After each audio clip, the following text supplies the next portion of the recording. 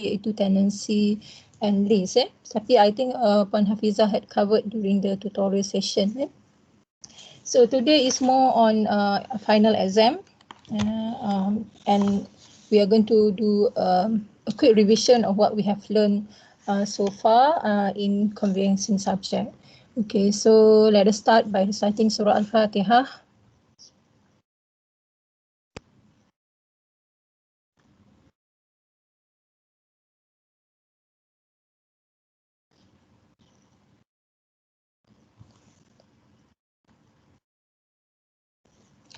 Untuk subjek-subjek yang lain dah habis silibus juga ke? Kita dah minggu ke-14 kan? Dah habis semua dah?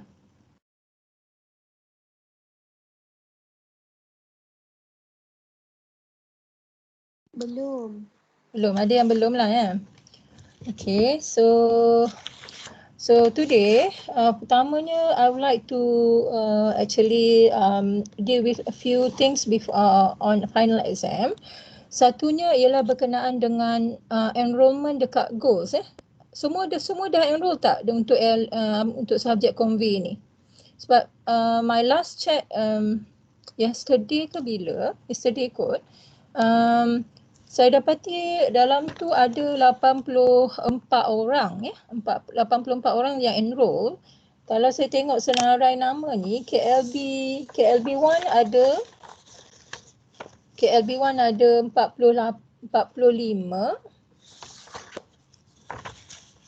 KLB2 ada 48. So it's supposed to be 8 campur 5, 93 students. So I'm assume ada lagi yang belum enroll dalam goals untuk final exam. So make sure you get yourself enroll dan enroll dalam subjek yang betul sebab dekat saya punya goals tu dia ada, saya tak tahu sebab dia ada conveyancing dan ada yang previous semester dengan current semester. Jangan tersalah masuk dalam previous semester tu. Saya tak sure kalau dia keluar juga dekat you all punya paparan. Untuk student paparan, dia keluar juga ke yang untuk previous semester? Atau yang memang current semester saja?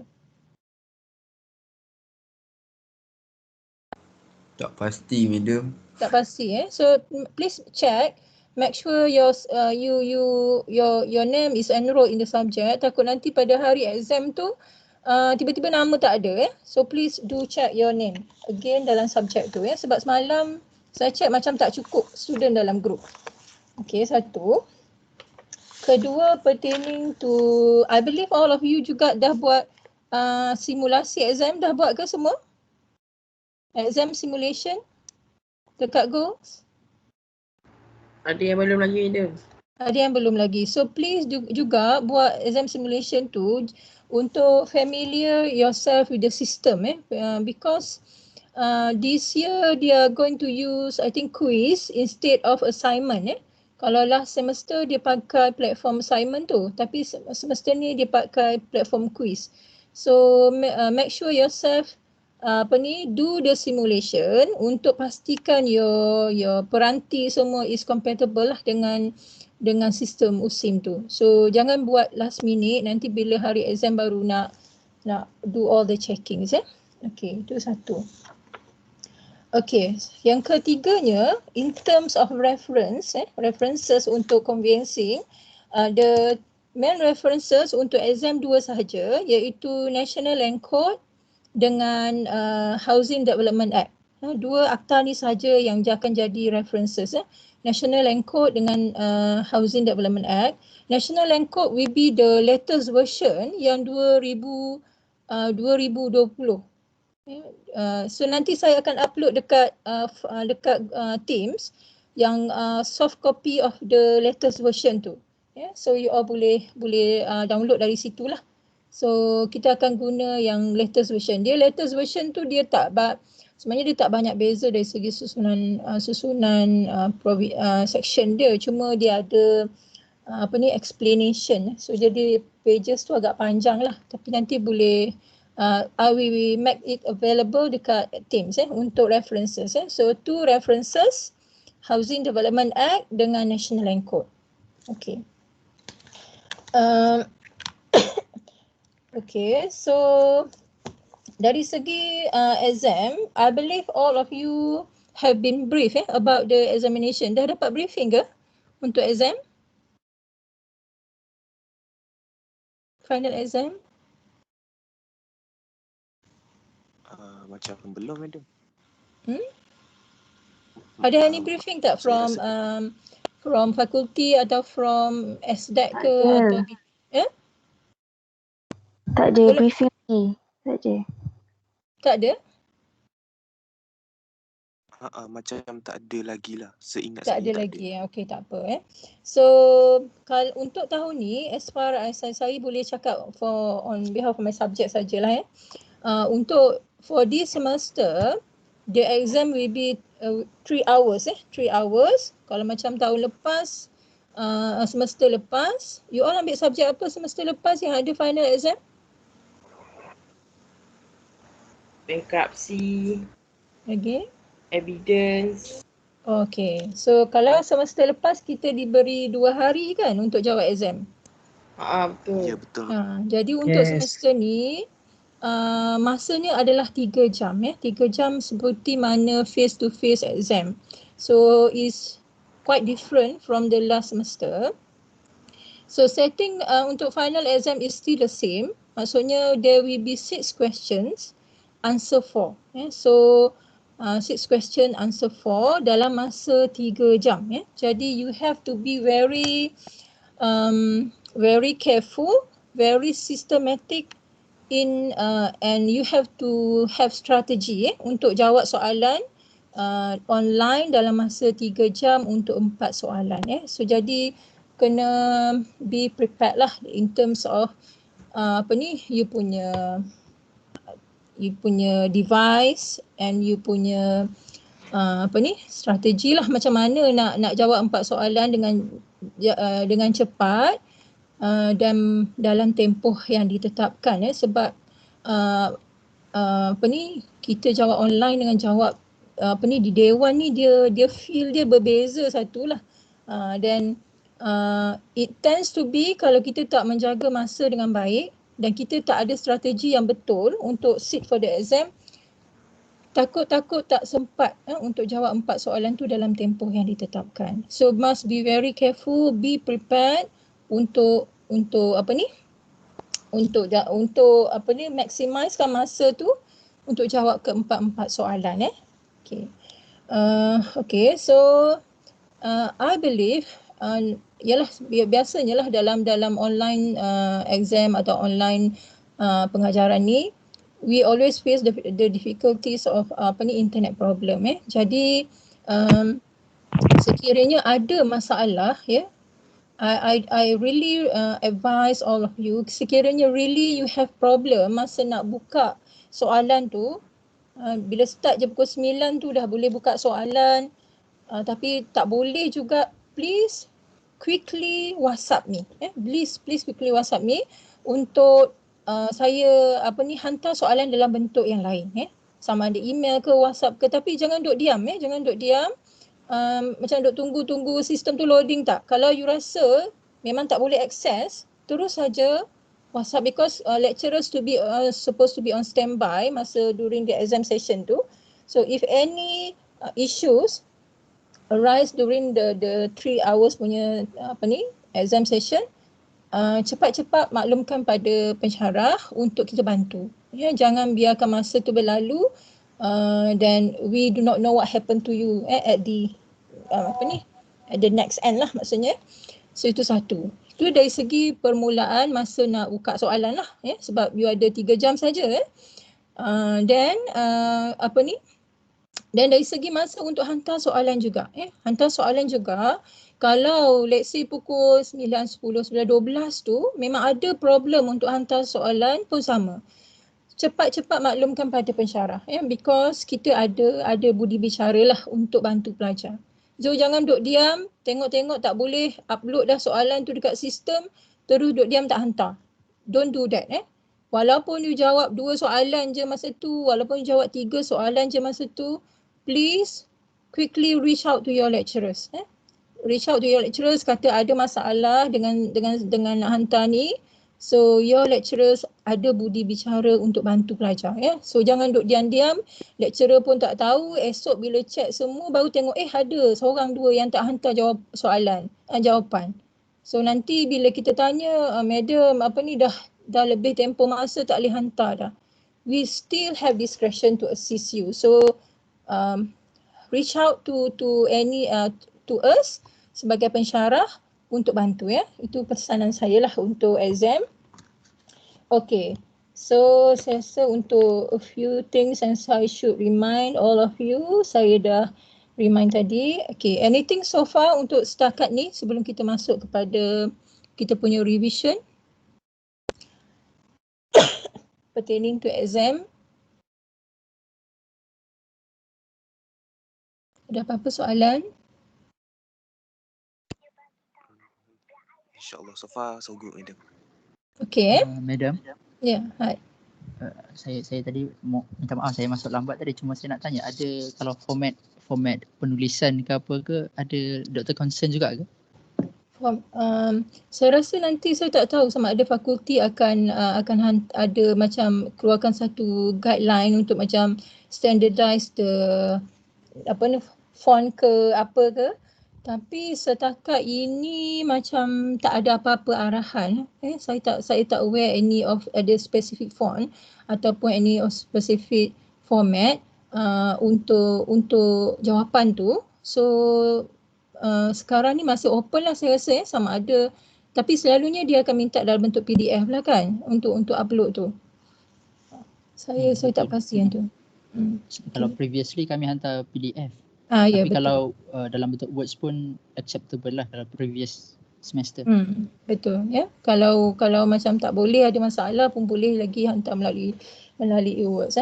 So kalau macam ada problem dari segi untuk hantar melalui sistem tu, by the end of the time tu, WhatsApp lecturer dan boleh cuba hantar juga melalui email. So itu sebagai backup plan lah supaya kita ada dua-dua bentuk, tapi you must try to upload dalam sistem juga, ya. Okay. Ada lain-lain soalan about exam?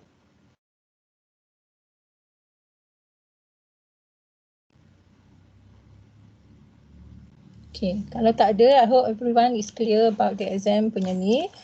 Conveyancing, if I'm not mistaken, is on 15 kan? 15 February. 15 Februari dia punya exam tu. Okay. So yang pasal enrollment tadi, please make sure you all enroll untuk subjek tu supaya you all boleh masuk lah pada hari exam nanti. Okay, so now we are going to look at what we have learned so far in conveyancing for 14 weeks. So we have actually covered most of the topics, alhamdulillah. Only I think one topic that I missed out, which is tenancy and lease. So that also have been covered by Puan Hafizah during tutorial session. So we are going to look at the course outline first to just browse through what are the topics that we have learned so far.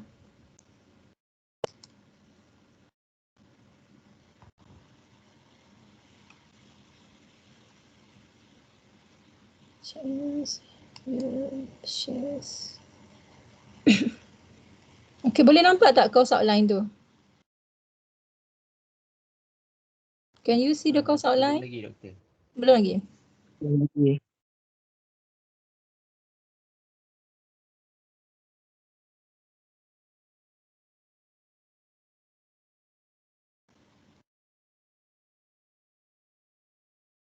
Dia tak share screen lagi, jap.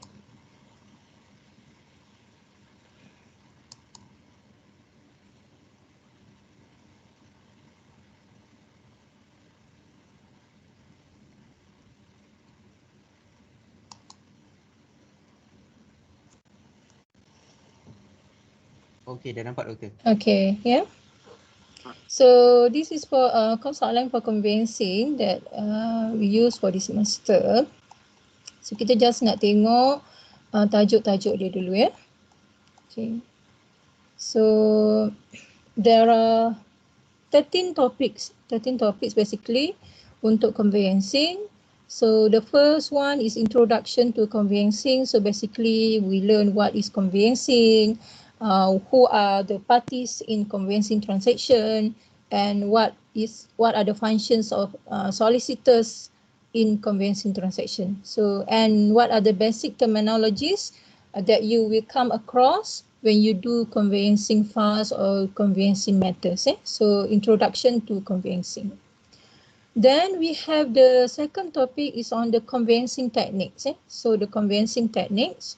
So the conveyancing techniques is basically talk about what are the necessary things or what are the steps that we are going to go through when we do conveyancing files. So it starts with the preliminary stage, whereby you will do the all the searches, all the getting all the particulars from your client, and so on. And the second stage of conveyancing is where the drafting involved, when you have got all the particulars about the transaction, the parties, the subject matter, and what are the terms agreed by the parties during the in the transaction.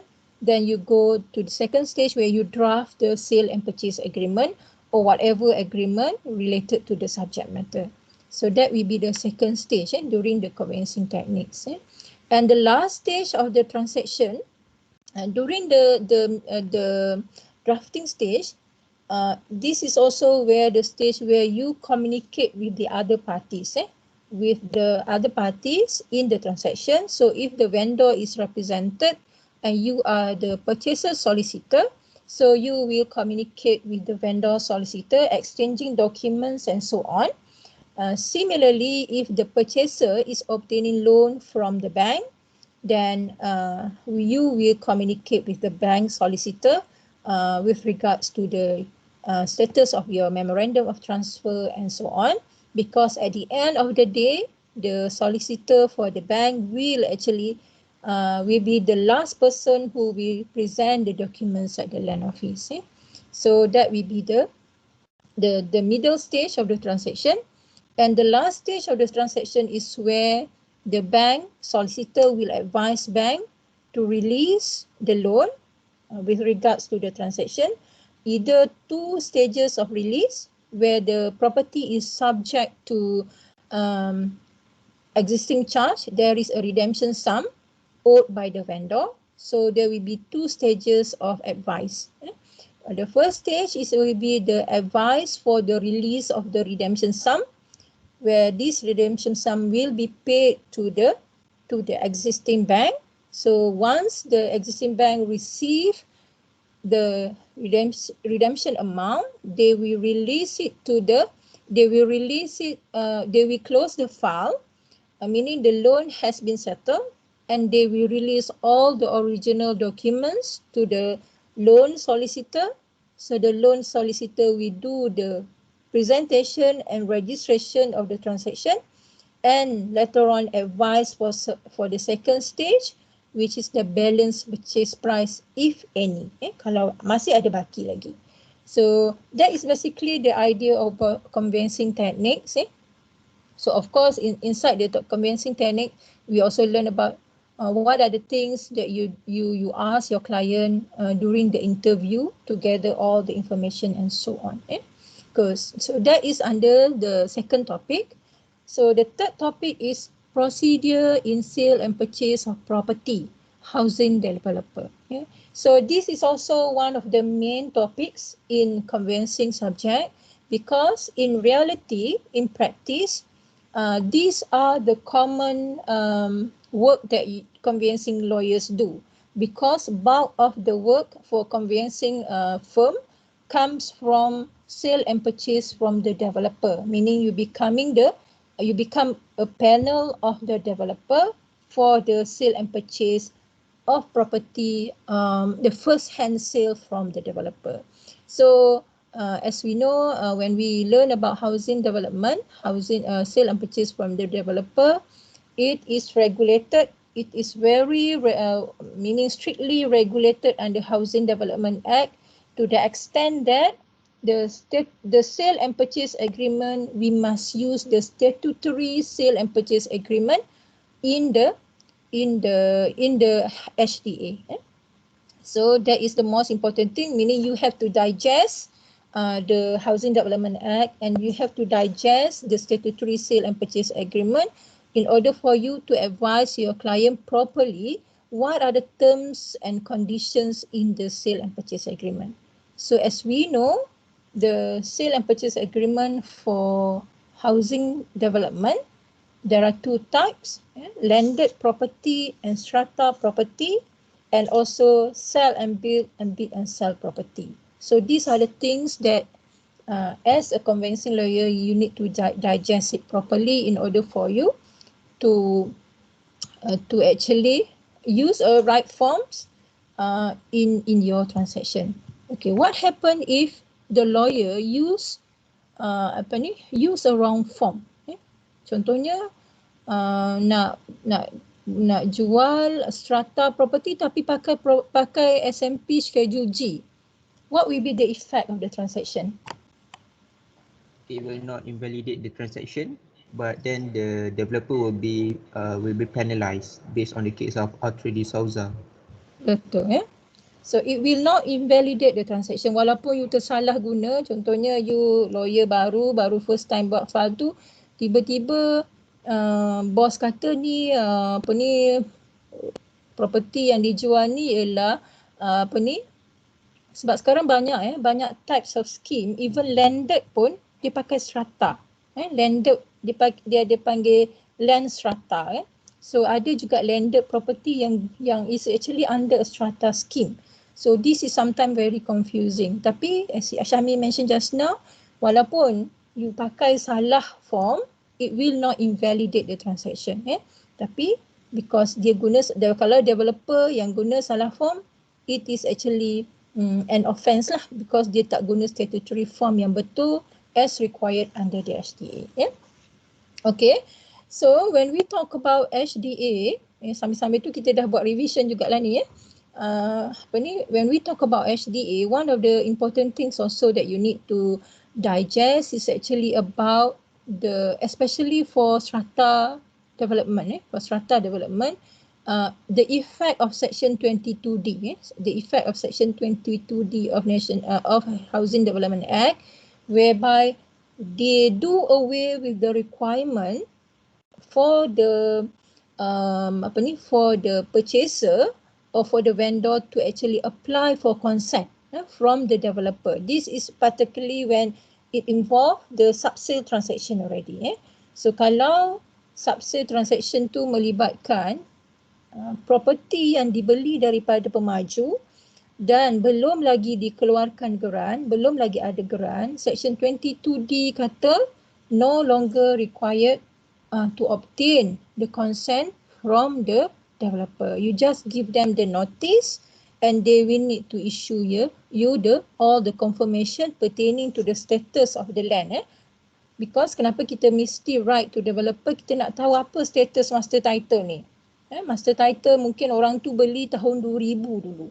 So sekarang nak jual kat kita tahun 2020, 2021, adakah master title ni masih lagi under geran, nombor geran yang sama, ataupun dah dipecah lot, ataupun sebenarnya in between tu ada any other transaction yang we do not aware. So this is what is why it is still important for us to write to the developer, but Section 22D do away with the requirement of consent. So kalau tiba-tiba developer kata dia tak nak bagi, dia tak nak endorse the document tu, dia tidak akan menjadikan transaksi tu stuck in between. This is what happened before the amendment to HDA, sebelum adanya Section 22D. Because dulu-dulu developer ni bila kita minta confirmation dengan dia, kita kena minta consent dengan dia sekali. So kadang-kadang developer ni dia very fussy, dia nak impose certain administrative charges dulu, dan ataupun dia nak impose certain conditions dulu, barulah dia nak issue the consent. So it will delay the process of the sub-sale tu. Daripada 3 campur 1 mungkin jadi 3 campur 3. So dah 6 bulan the transaction. Okay. So yang lain tu untuk housing development ialah terms in the sale and purchase agreement lah. Dari segi rights of the purchaser, what are the obligations of the developer, macam rights of the purchaser for defect liability period, for late ascertained damages and so on. Okay, itu untuk tajuk ketiga. Tajuk keempat, procedure in sale and purchase of property non-housing developer. So as I mentioned just now, for housing developer, it is very well regulated under Housing Development Act. But for non-housing development, there is no actually specific statute which actually regulate this kind of development. So kalau kita kata non-housing development ni, apa yang termasuk? What triggered your mind? What is non-housing development?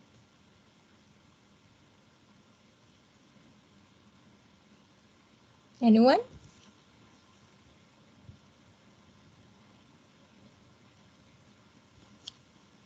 Commercial. Less than Service 4 unit. apartment. Okay, betul Satunya, development yang less than 4 units, dia tak governed by HTA. So kalau pemaju tu buat rumah teres, rumah berkembar 3 biji. 3 biji. So dia nak jual daripada kita. So pemaju is not bound to use the statutory SMP. So dia boleh draft agreement dia sendiri dan minta kita sign. Ataupun non-housing development juga covers commercial development. Commercial development, contohnya pemaju bina ataupun kontraktor bina kedai, bina office, bina shopping mall, bina warehouse, bina apa lagi. So those which is not for human dwelling or human accommodation, it comes under the category of non-housing development. So when it comes under the category of non-housing development, they are not regulated by the Housing Development Act. They are not regulated by the Housing Development Act. So developer and the purchaser are free actually to enter into a contract. So it based on mutual agreement between the parties. So kalau dalam agreement contohnya dia jual office 3 tingkat, dia nak letak dalam agreement tu completion period of the office tu 5 tahun. So it's up to them. Nak letak 5 tahun ke, nak letak 10 tahun ke, nak buat bentuk payment dia 50 masa deposit, 50 masa property siap. All these terms is determined by the parties in the contract. Itu beza di satu. Okay. Cumanya I need to highlight here juga, when we talk about housing development and non-housing development, there are types of development yang dia duduk di tengah-tengah. Dia adalah development yang dua alam punya. Dia adalah housing accommodation. Kita boleh duduk dalam tempat tu, memang kita tinggal dalam rumah tu, tapi dia duduk di atas tanah yang dalam zon komersial. So contohnya ialah service apartment ataupun small office, home office. So this kind of development ni sekarang ni banyak dalam pasaran, whereby the developer is building the property on a commercial zone. Tanah dia adalah tanah zone commercial, maksudnya adalah untuk bangunan perniagaan and so on. So dia buat kedai, mall kat bawah tu, tapi kat atas tu dia buat rumah. Dia jual sebagai rumah. So this is we call integrated development. So atas tu dia buat Soho, dia buat service apartment dan macam-macam. So what will be the status of the upper side of the building tu, upper part of the building tu? Adakah dia masuk dalam zone komersial atau sebenarnya dia adalah di bawah HDA? Apa status dia yang kat atas tu? Dia masuk bawah komersial juga. Dia masuk bawah komersial. Okey. Ada pandangan lain? Atas dia masuk under residential zoning. Tapi bawah dia yang shop plot tu under commercial zoning, if I'm not mistaken. Okay. Any other views? Atas bawah komersial. Kalau Atas bawah komersial, okey lagi? Saya setuju dengan Syahmi yang untuk atas servis apartment tu akan digovern under HDA tapi cumanya rate dia saya tak sure sama ada rate electric semua tu akan follow commercial rate ataupun residential rate. Tapi tak silap saya dia akan follow residential rate sebabnya dia bawah HDA. Manakala yang shop lot kat bawah tu dia akan follow commercial rate. Okay. So this is very important for you to understand and to know what is the dividing line between commercial dengan residential. Okay. As mentioned by Syahmi and Alia just now, okay, walaupun property tu dia duduk, kalau ikut zoning ni dia dalam commercial zone maknanya tanah-tanah bangunan-bangunan yang dibina di dalam zone commercial. Kalau kita tengok town planning ni by municipal council lah daripada majlis perbandaran dia dalam sesuatu majlis perbandaran tu dia dah ada dia punya apa dipanggil master plan macam itulah tapinya untuk apa zone kawasan-kawasan tu kalau kita tengok bandar nilai tu dekat USIM tu di area yang kawasan Ion, Giant, Tesco tu itu adalah commercial zoning. So that's why kita tak nampak ada orang buat rumah ke kat situ Tapi kalau di bahagian-bahagian dekat USIM tu itu adalah residential zoning. Sebab tu kita nampak ada perumahan Taman Anggrek lah, Taman Akasia lah dan sebagainya. So that is zoning. So dia ada satu lagi dipanggil industrial zoning. So kalau yang tadi tu back to the discussion tadi, currently pada masa ini walaupun kalau rumah kediaman yang dibina di atas tanah komersial sama ada bersekali dengan kedai kat bawah tu ataupun dia memang duduk sendiri tapi semua tu adalah rumah kediaman dalam zone komersial, they are still considered as a housing development. Because kita kena patah balik kepada definition of housing development di dalam HDA yang mana salah satunya dia kata where the building is partly used for housing accommodation or partly used for business purpose. Jadi untuk pada masa sekarang kalau servis apartment ke atas tu digunakan untuk kediaman dan Soho biasanya juga digunakan partly for business and partly for human habitation. This development yang ke atas tu, yang rumah-rumah tu is governed by the Housing Development Act. Maksudnya bila pemaju nak jual Soho, dia kena guna statutory SMP. Completion period dia mestilah menepati SMP which is statutory SMP which is 36 month dan sebagainya. So that is the issue lah sekarang dalam housing development punya industri lah. Tapi currently that is the status. Okay. So back to the tarif tadi dari segi cukai-cukai tu. So since dia duduk di atas housing and commercial zone, dia punya initial cukai tu ialah cukai komersial. Contohnya kalau you beli satu unit Soho, cukai tarif elektrik you, tarif air you pada asasnya ialah tarif komersial. Tapi biasanya bila pemaju dia nak jual this kind of development, dia akan mohon pengecualian daripada TMB, daripada water provider, Syabas ke apa ke, untuk convert, untuk tukar status, untuk tukar tarif tu daripada commercial kepada housing. So yang lain-lain tu jugalah kalau you tengok slide saya dalam when we discuss about the fourth topic ni, kita ada table yang kita buat apa beza commercial dengan housing. Okay, so clear dekat situ untuk sampai ke tajuk nombor 4? Ya. Okay. Okey, seterusnya untuk remedies, caveats tu saya tak cover sebab caveats ni kita dah belajar dalam land law 2. So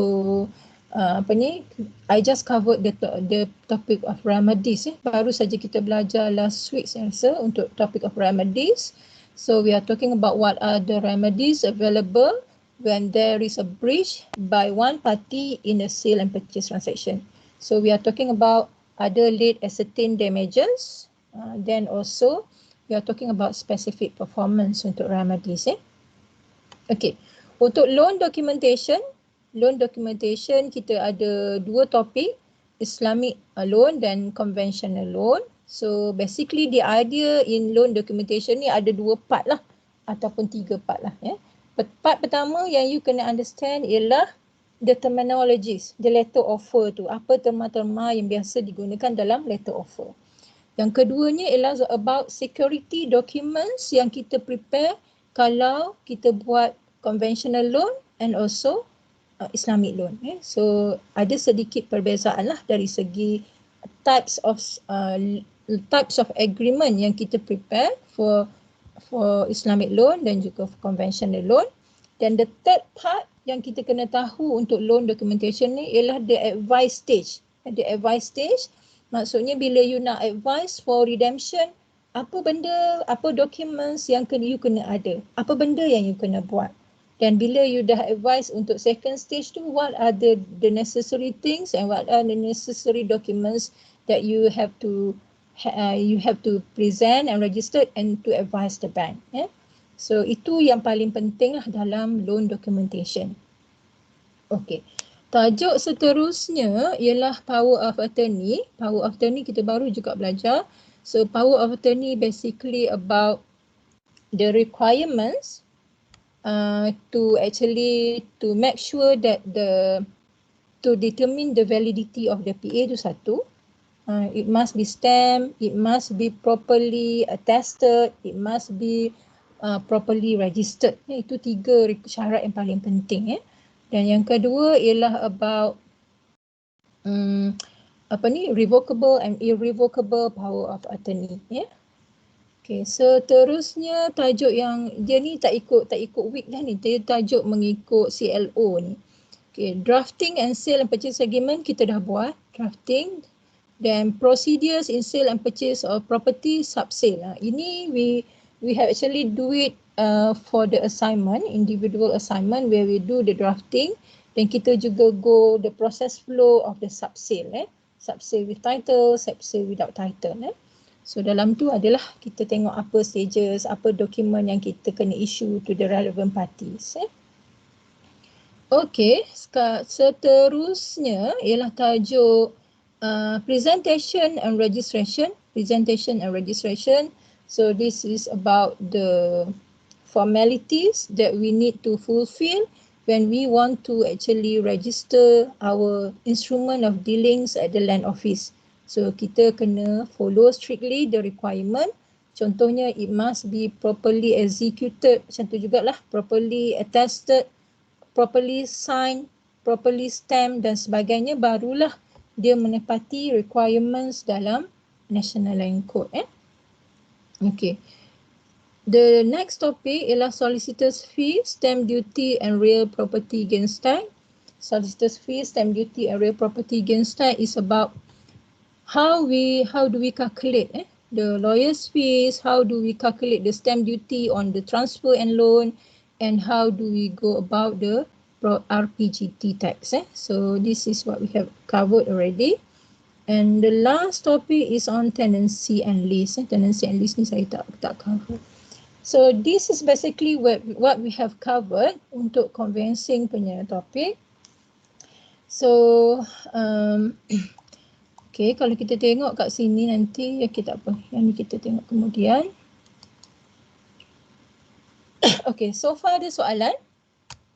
Anything that you like to ask? Ada apa-apa soalan?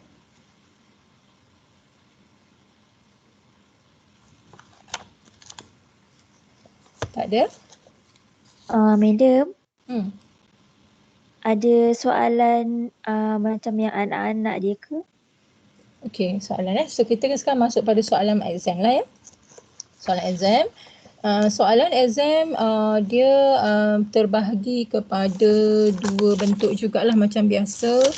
Ada soalan esei dan juga ada soalan problematik So soalan esei tu pun dia macam sedikit ada statement of macam facts lah macam tu So dia memang ada anak-anak. Ada soalan yang ada anak, ada soalan yang tak ada anak Tapi macam as you know, one of the comments given by QB baru ni pun soalan USIM ni senang dia orang kata. Betul ke soalan exam senang?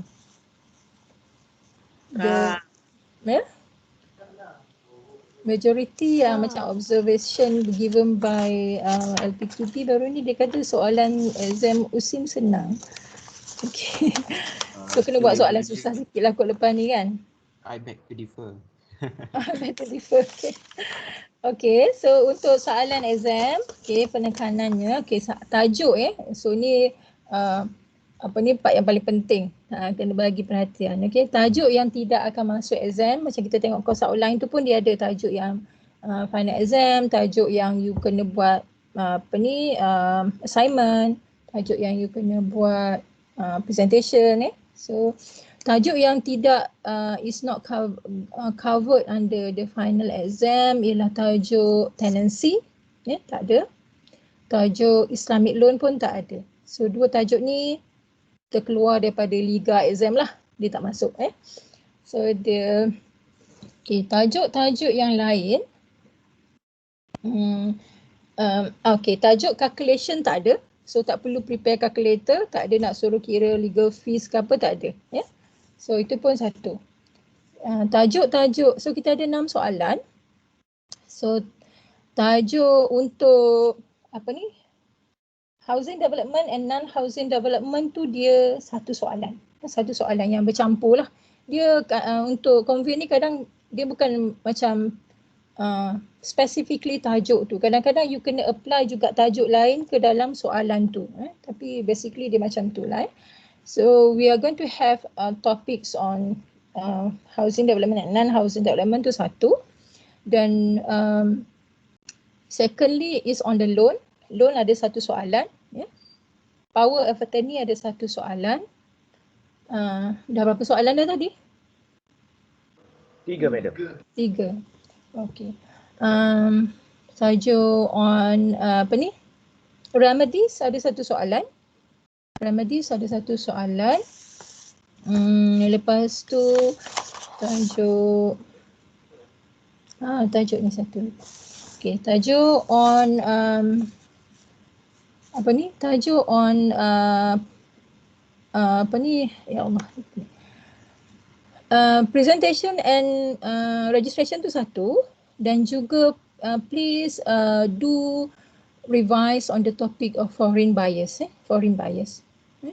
So tajuk tu mungkin saya sentuh macam tu saja dalam kelas, tapi you have to know how do foreign buyers acquire property in Malaysia. Tu kena baca Okay, what are the requirements and so on Dan habis dah kot dah.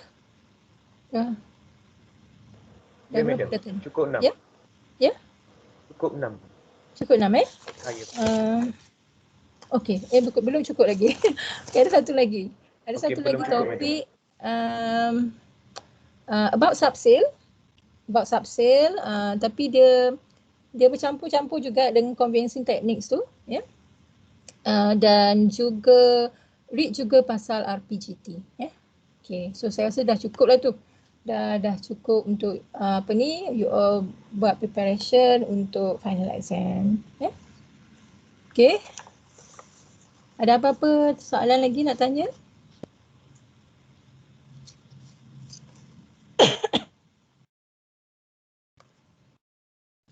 Assalamualaikum madam. Tak ada? Madam, kita akan ada soalan yang suruh ceritakan prosedur kan? Prosedur tak ada.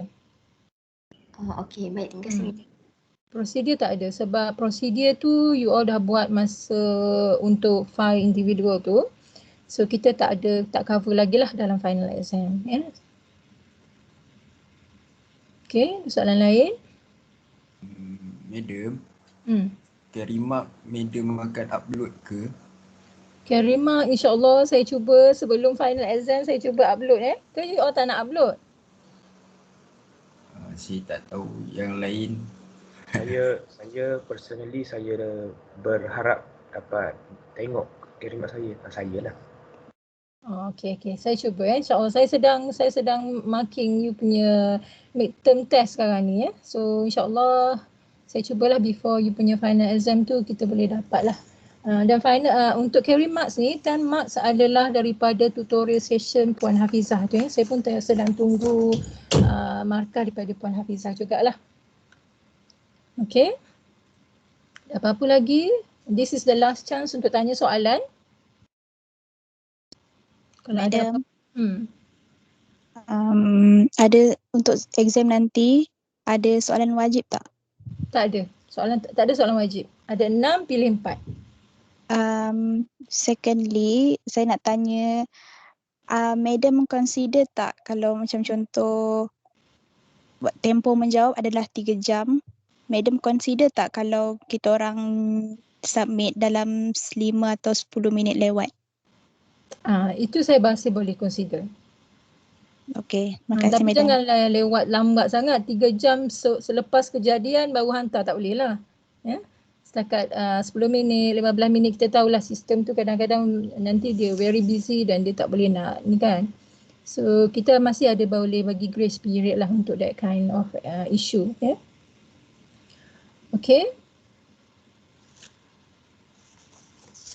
Okay Madam, thank you. So ada apa-apa lagi sebelum we end our session today?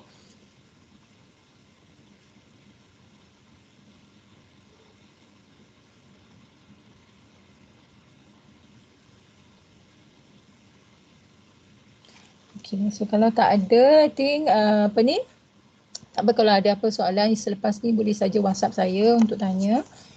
Cumanya just to remind lagi sekali on the importance of you to enroll in the subject untuk make sure that you are available untuk untuk masuk exam tu nanti. Satu itu mesti dibuat dulu, itu mesti settle So maksudnya sebelum 15 hari bulan tu make sure nama you ada dekat situ So jangan pada pagi 15 tu tiba-tiba tengok nama tak ada, dan kalau ada isu-isu outstanding dengan USIM ke yang ada ni kena settle dulu Jangan di hari exam tu baru timbul isu-isu macam tu.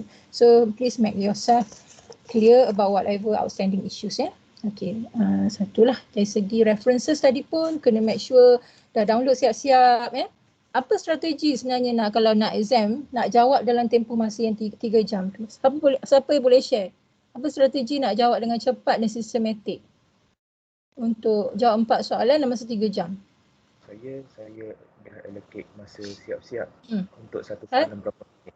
Kalau Ya Madam, saya ke? Azim, ulang balik Azim. Azim, boleh share Azim tips? Saya, ni bukan tips lah, ni amalan saya. Amalan saya ialah saya dah allocate siap-siap 4 soalan tu, saya bahagikan dengan masa 2 jam something sebab saya punya lebihan 10 minit tu saya akan more to technical issue punya tu. Okay, itu bagus maksudnya bagi siap-siap masa, allocate. So lepas macam contohnya 40 minit soalan, 40 minit ke 30 minit soalan 1, jam terus pada soalan 2 lah untuk make sure that you cover all the soalan Kalau tidak nanti tiba-tiba soalan nombor 6 tertinggal, tak sempat jawab So itu satu. Siapa lagi nak share tips dia? Macam mana nak jawab? Kalau saya sediakan terus template muka surat depan. Sudah apa? Kalau front page tu dah siap lah, maksudnya front page maksudnya perkara-perkara yang remeh-remeh tu saya dah selesaikan sekarang, macam front page, dia punya muka surat tu saya dah sediakan lah, maksudnya hari kejadian tu jawab tu tinggal jawab je. Okay, maksudnya template tu dah ada lah, template jawapan tu dah ada. Kalau ada siapa-siapa nak boleh PM tepi saya ni buat bisnes juga. Tak adalah. Kemudian yang kedua, ini tak tahulah, dia tak ada restriction. Tapi kalau rajin dah siap-siap lah dia punya template jawapan pun dah siap-siap juga. Maksudnya kalau case yang kita nak masukkan tu facts dengan tu pun dah siap. Nanti tinggal refer macam tu je lah. Saya tak kata tiru, saya kata refer. Betul. Okay, dan itu juga expectation lah sebab bila kita buat online ni dan dia macam seolah-olah nak kata apa yalah, maknanya in terms of nama cases tu you have to write it properly lah ya. Kalau dalam day one tu kita boleh lagi maafkan kalau you letak nama pertama dia. Tapi when you are typing it, then kita expect nama tu should be in a proper name lah ya. Itu satu lah. Okay. Ada siapa lagi nak share tips je? Ini ilmu amal jariah ni untuk kawan-kawan yang lain. Syahmi madam, dia ada cakap something tadi. Syahmi, nak share apa Syahmi tips? Kalau tips saya rasa most of the tips dah dicakap oleh Abdul Had dengan Hazim.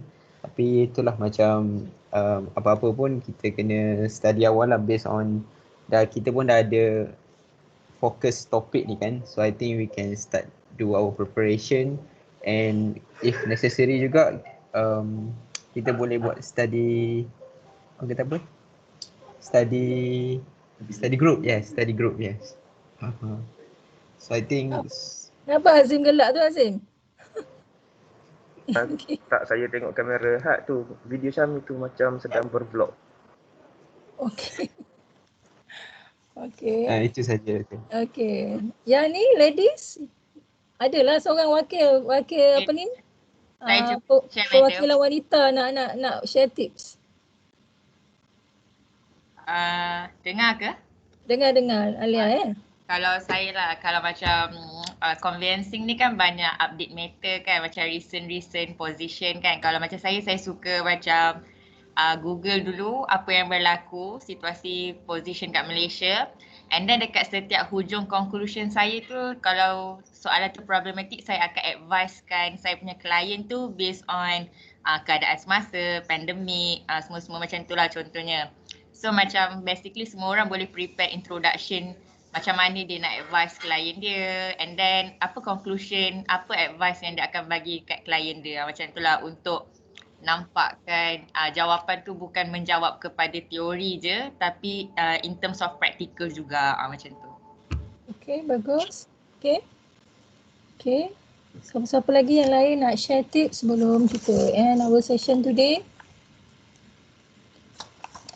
So, ada lagi?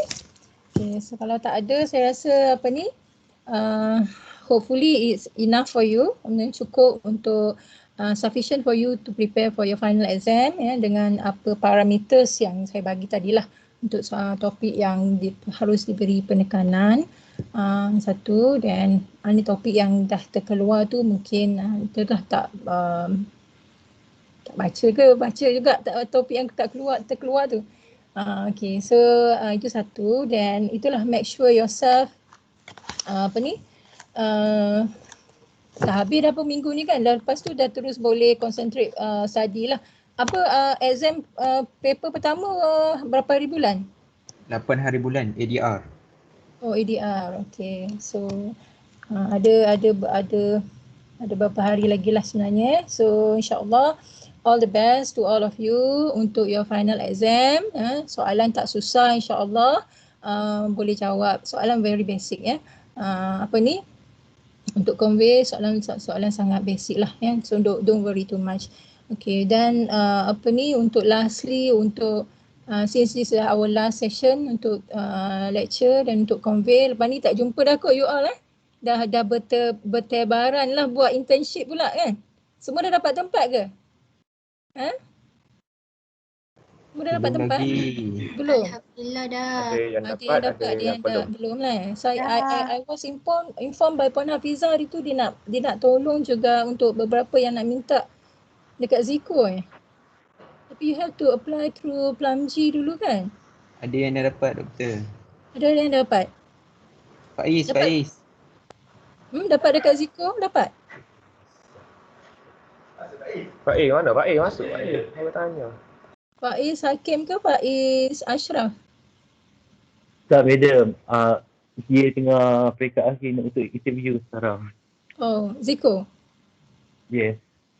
Saya dulu pun pernah pergi interview Ziko masa saya lepas habis belajar. Tapi itulah. Ada soalan bocor tak, madam? Ya? Ada soalan bocor tak? Ziko tanya apa? Oh, okay. Dapatnya bagi Sebab dia. saya hari tu I was interviewed by one Indian lawyers lah Dan expectation untuk Ziko ni dia nak kita boleh mix around very well lah sebenarnya So dia sebab yalah dia are very established firm dan dia nak tahu macam masa tu lah zaman tu dah zaman 90-an dulu zaman sekarang mungkin berbeza sikit lah. Salah satu soalan yang dia tanya macam are you willing to macam yelah mungkin dia nampak kita pakai tudung labuh kot are you willing to join kalau macam dinner ke apa ke kan social interactions ni lah dia nak tengok kita jugalah maknanya kita are we willing to join those kind of events tapi sebenarnya mungkin itu zaman dia sebenarnya my tips lah untuk dekat legal firm ni pertamanya memanglah kita nak kena break through dulu. Kita nak masuk ke sesuatu firma tu kita kena break through of course through our results lah. Dia akan tengok result kita dulu kan to call for the interview. Tapi the second breakthrough-nya ialah personality kita. So bila you go for the interview, of course the most important things you have to portray yourself as a very confident person dan positive person. Sekarang ni kalau you tengok employers punya review, they don't the result tu dah jadi second tau. Result tu dah second. Personality is the number one. Personality is number one. Sebab kalau result, kalau dia ada 10 candidates yang result semua first class, second class, macam mana dia nak pilih? So of course your personality will be the selling points. So dia akan the most important thing yang employer nak tahu ialah willingness for you to learn, then you must be a fast learner lah. Ada setengah firm dia tak nak spend dia punya resources untuk train kita. Dia kena nak hantar training atau bagi masa yang terlalu panjang untuk kita belajar. We must be a very fast learner. Maksudnya kalau dah duduk masuk firm tu seminggu tapi tak tahu apa-apa tu agak kan disturbing lah. Maknanya bila you masuk tu you must make yourself available to learn. Cari cara nak belajar dengan orang. Ada willingness. Orang nampak willingness to learn tu ada. Satu lagi kalau di Chinese firm, dia tak suka pekerja yang balik awal daripada bos. Itu satulah saya nampak. Saya dulu banyak kerja kat firm Chinese lah. So Chinese boss ni dia tak suka pekerja dia balik awal daripada dia lah. So kalau bos tak balik lagi, janganlah pukul 6 je nak terus balik. So itu satu indicator yang dia akan tengok lah sebab we know macam Chinese ni dia very hardworking kan. So dia macam kalau pekerja yang nak 9.5 nak balik, they don't impress on us lah. Satu lagi, mula-mula tu kita kalau di Chinese firm ni you kena build the confidence of the boss. You kena bina kepercayaan bos pada diri you. So sebabnya saya dulu saya seorang je Melayu di firma tu. So nobody assist me. Memang payah, memang perit sangat. Nak type apa, nak kena tanya clerk. So clerk kadang-kadang tak berapa helpful. Tapi kita belajarlah bersusah-susah. Bersusah-susah belajar sampai satu tahap bos rasa kita dia boleh retain kita. Maknanya we are going to be the assets of the firm. So mungkin setahun dua melalui zaman susah tu sebab ada setengah orang dia tak suka mengajar. So kita kena cari cara lah untuk belajar tu dengan cara yang lain. Tapi once dia dah ada trust pada kita, insya-Allah. So dia especially kalau kita ni Muslim dan dia tahu orang macam macam bos saya dulu dia tahu kita Muslim, kita tak akan tipu dia. Dia kata you ni semayang punya orang, tak akan buat jahat di belakang dia. So those kind of confidence and trust you kena bina lah daripada awal supaya orang percaya dengan kita dan credibility kita lah insya-Allah. So my pesanan pada semua, you all pun dah lepas internship dah terus nak kerja dah kan, dah masuk dunia area era yang lain dah lah, bukan era student dah. So always be positive, ya. Memang kita kerja ni very different from our students' life. Kita tak banyak talian hayat macam kita duduk kat universiti, ada kawan-kawan yang sentiasa boleh bantu kita. Sometimes we are very lonely and alone in the place. So kena pandai-pandai lah, survival skill tu kena sangat tinggi, dan jangan mudah let it out, especially dekat social media. Kalau geram kat bos, tulis status, geram kat bos, buat story kat IG, don't do that. Kena pandailah manage that kind of feelings, sebab memang tak mudah, ya. Memang bekerja ni tak mudah, dan expectation majikan zaman sekarang pun sangat berbeza lah dengan zaman dulu, because majikan zaman sekarang mungkin dia nak dia nak orang yang dah tahu macam-macam. We have all the skills. Kalau dulu kita boleh lagi belajar pakai typewriter, type satu-satu, buang kertas banyak tu. Zaman sekarang itulah, ya. Tapi always satu je kita kena ingat, bila kita berada di mana-mana pun, di tempat orang, kena sentiasa muka sentiasa manis lah, walaupun tak puas hati dengan bos, tak puas hati dengan kelik, janganlah tunjuk muka kat bos, tarik muka kat bos tu jangan. Kat belakang masuk toilet nak nangis, nak jerit tak apa, tapi itulah kena jagalah kita punya demeanor tu, dan sentiasa orang nampak kita tu orang yang sentiasa boleh willing to untuk membantu orang lain, ya. Lama-lama insya-Allah kita akan disenangi kat mana-mana pun kita duduk, ya. So itu saja untuk pesanan, ya. Semoga semuanya, sebenarnya you all punya batch ni insya-Allah, ya, the cream of the cream, ya, the cream of the cream, dah melalui banyak fasa lah dekat USIM, ya, dan juga happen to be bila you all dah about to graduate, this is the situation currently in the world, bukan di Malaysia saja, in the world. So mungkin ada benda yang lebih baik yang Allah nak bagi kat you all.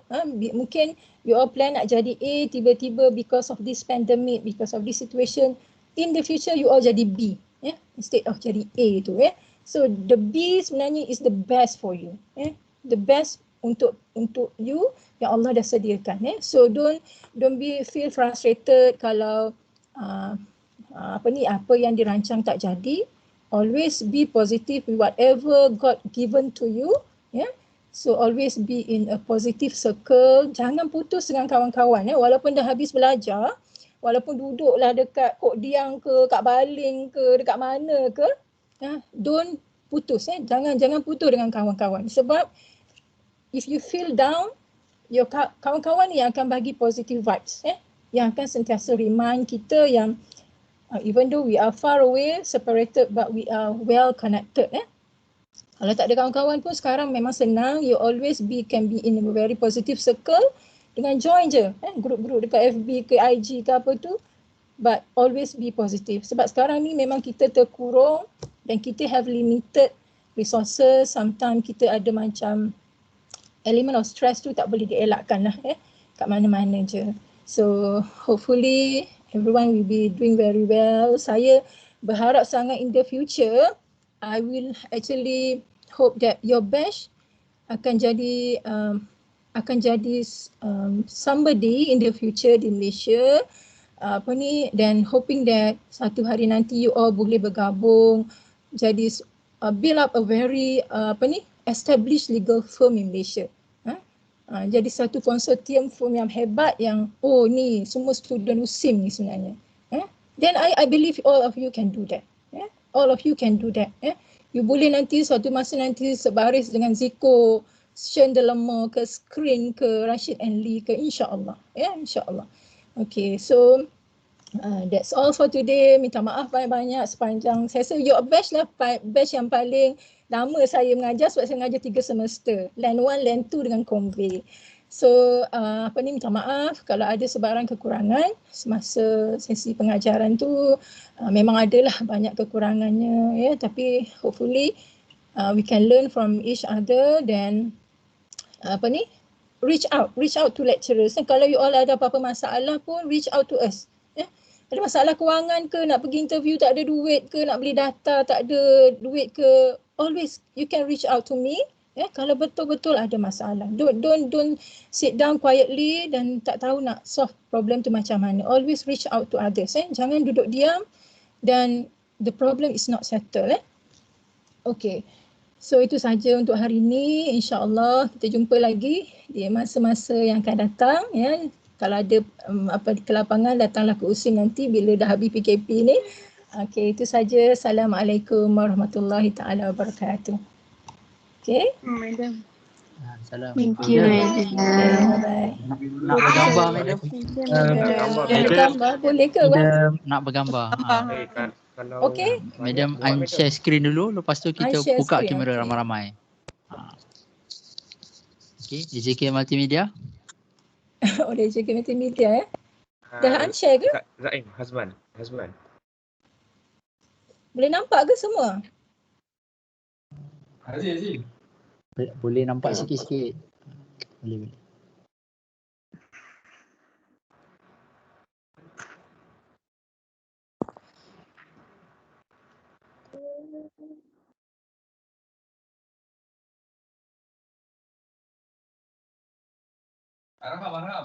Kita bagi tempoh masa sikit untuk yang lain buka lagi. Buka kamera lah. Ni last dah nak tengok muka, nanti tak kenal lah lepas ni. Orang KK okey ke? Syauqi? Okey? Syauqi dah kat nilai, Madam. Oh, Syauqi kan. Bila rentas negeri tu? Lama dah? Dah sebulan juga lah, Madam. Oh, sebulan. Syauqi jawab, Ki. Tak dengar suara, mute. Kau duduk serumah je semua ni? Saya dengan Syauqi serumah. Oh, okey. Syahmi dengan Ahad serumah kan? Doktor. Azim, serumah dengan siapa Azim? Sekali. Ya, Syahmi. Siapa lagi tu? Arham, Faiz. Sebelah meja je. Betul.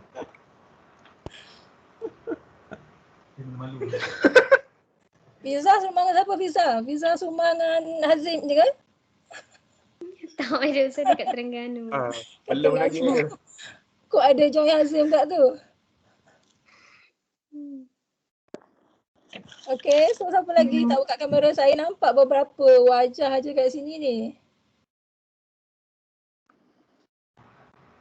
Kausa boleh tolong ambil gambar ke?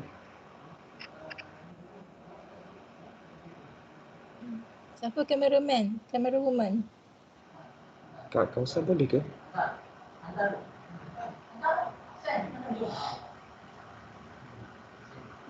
Boleh. Okey, terima kasih Kausa.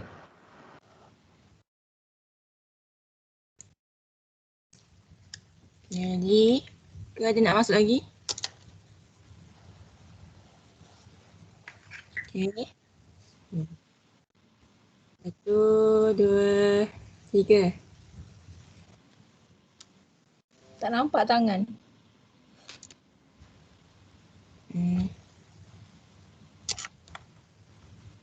Okay, thank you very much to all of you.